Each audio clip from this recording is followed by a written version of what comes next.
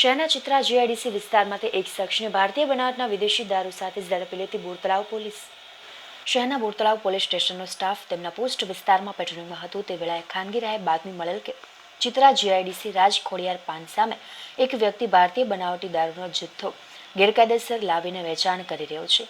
જ્યારે રેડ કરતા ત્યાંથી હર્ષદ મુકેશભાઈ મકવાણાને ભારતીય બનાવટની નાની મોટી બોટલો સાથે પકડી પાડ્યો હતો, જેમાં ચપટા નંગ 25 તથા બોટલ નંગ 3 સાથે પકડી પાડ્યો હતો અને બોરતળાવ પોલીસ સ્ટેશન ખાતે ગુનો નોંધી કાયદેસરની કાર્યવાહી હાથ ધરી હતી.